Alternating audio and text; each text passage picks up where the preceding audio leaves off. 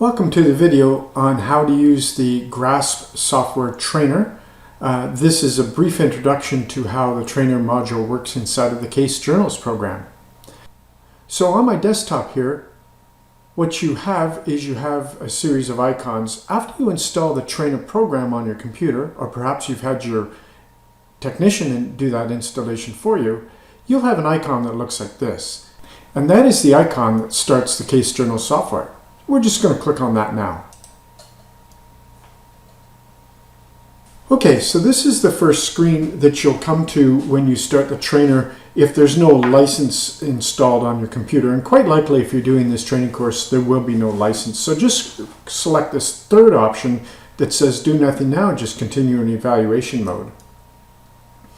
Great. Okay, so at this point, you'll get a screen that looks similar to this. And if you want to start the trainer module, you can do that right from this section here, and that's what I suggest doing. So if you click on this button, it will open this screen. This is the trainer screen. There's actually three sections to this screen. There's a section A where you have your student and the course token information. This section B will tell you what course you're actually doing. And then section C is the lessons. So to initiate a course, we have to start and initiate a course token. You should have already been provided with a token. And I'm going to type my token in here now. So if you have a token, you will type in the number that you have. Once you have the token typed in, you're going to click on the button that says Activate. And this part is really important. You're going to type in your name. Make sure to type it properly because it's going to be what ends up printing on your course completion certificate. So I'm going to put my name in here and just notice that I've paid attention and made sure I've capitalized the first letters so that it looks proper, because this is exactly how it will print on that certificate. You then have to enter your valid email address. If you don't have an email address, you will need to obtain an email address before you can continue. You want to make sure that you type the email address correctly in both of those fields. And this is the email address that will be used when we send your certificate, and also the next part, which is going to send you the unlock code for the course. After you click the Activate button, you will be sent an email. Let's go have a look at that. Okay, great. This is the email that got sent to me. And you'll notice that it shows the course token that I typed in, and it also shows a 4-character login password. You will need to use that password whenever logging into the trainer with your token. So let's go ahead and return to the Case Journals screen now. Great. So I'm just going to click OK on this. And now in this section A, instead of initiate a course token, I'm going to use the second option that says sign in with an activated course token. And now, in my token box, you notice I'll have a button with 3 dots. I can click on that, and I want to select my course token. If multiple people are using the same computer to do the course, you will have a list of different tokens. So make sure that you pick the correct token for you. And then lastly, you're going to click on this button to the right that says sign in. You will get a message if the course material hasn't already been downloaded to the computer, which it needs to do that for the very first time the course is run here. So we're just going to click OK. This process will take a while, so you will need to be patient.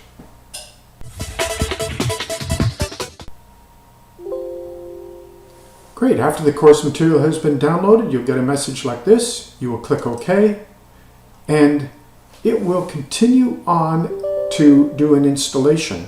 What you won't see on the screen right now is it will normally pop up and ask you if it's okay to install these files, and you're going to click yes to that.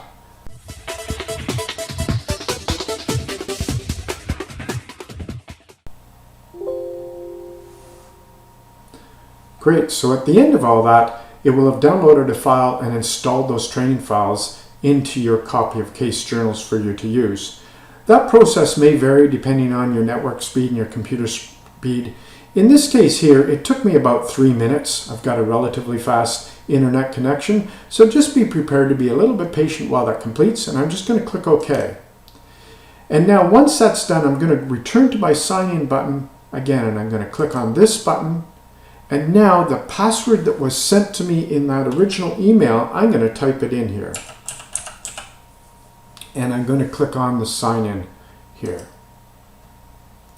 Perfect.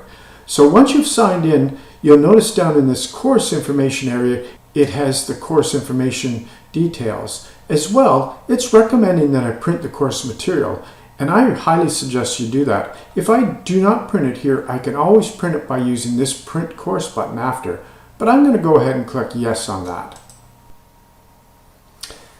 And once I've done that, it pops up with this print options screen, and I can just leave it and going out to my printer, which I'm going to do now. And then you'll have a printed list of the steps to follow for each of the lessons, so we highly recommend that you do that.